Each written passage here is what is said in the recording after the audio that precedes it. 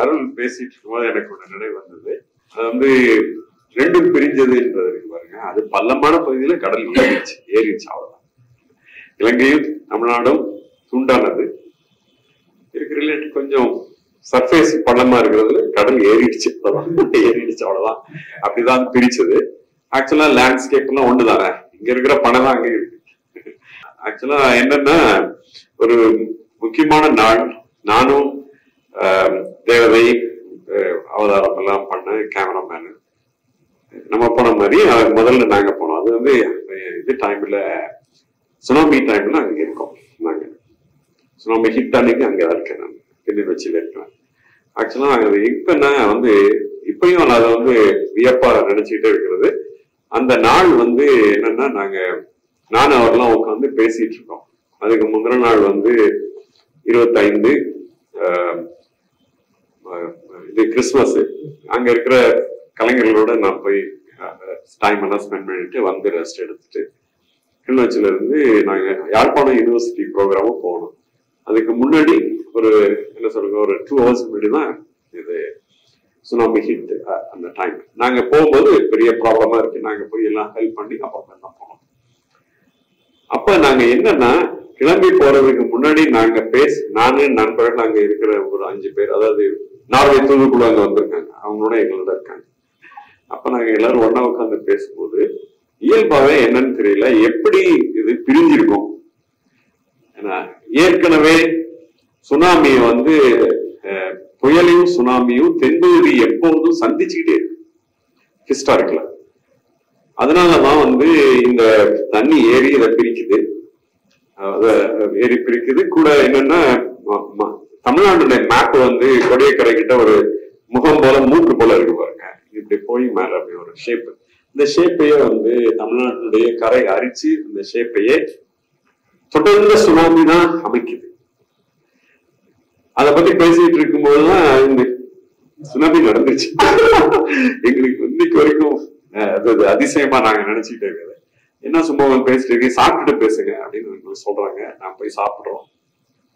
சாப்பிட்டுட்டு நாங்க வந்து நிதர்சனத்துக்கு வரேன். நானு என்னன்னு தெரியல, சன் டிவியில வந்து மவுண்ட் ரோட்ல இருக்கிற இவங்கெல்லாம் மைக்கெல்லாம் எடுத்துட்டு ஓடுறாங்க சார் அப்படின்னு டிவியில அப்படி பார்த்தோம் நாங்க அப்படின்னு சொல்றாங்க. அப்ப அதுக்கு முன்னாடி ஒரு மெட்ராஸ்ல ஒரு நிலநடுக்கம் வந்திருந்ததுனால நாங்க கடல் வந்துருச்சானோன்னா நான் மவுண்ட் ரோடே வந்துருச்சுன்னு நினைச்சிட்டோம். மவுண்ட் ரோடே வந்து நினைச்சோம். அப்போ அவர் வந்து அங்க வந்திருந்த ஒரு நண்பர் ஒருத்தர், அவரும் கொஞ்சம் இது சார்பா பேசுறாரு. அவர் தான் சொன்னாரு, நாங்களும் சொன்னா இந்த ஷேப் எப்படி வந்திருக்குன்னா எப்போதும் இந்த ஹிட் சுனாமி ஹிட் ஆகி தமிழ்நாட்டுடைய பகுதியை எப்படி கொண்டு போயிருக்குன்னா போய் அதனுடைய வலிமை குறைஞ்சு ஆந்திராவில போகும்போதெல்லாம் வலிமை குறைஞ்சிருது.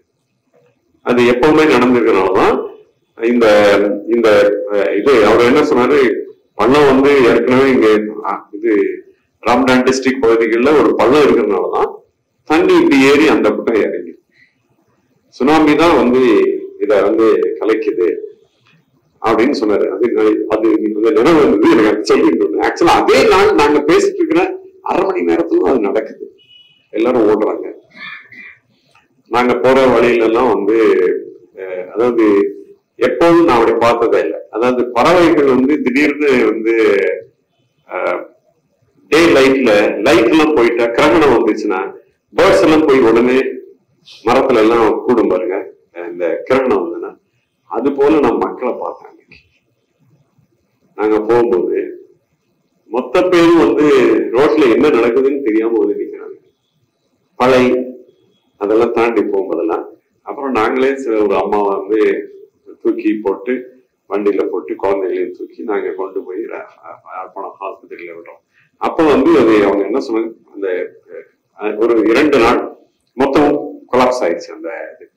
அப்புறம் வந்து இதுல அந்த இதுல மைக்ல வந்து ரேடியோல வந்து அவங்க டைகர்ஸ் வந்து அனௌன்ஸ் பண்ணிட்டு இருக்காங்க எல்லாருக்குமான ஹெல்ப்.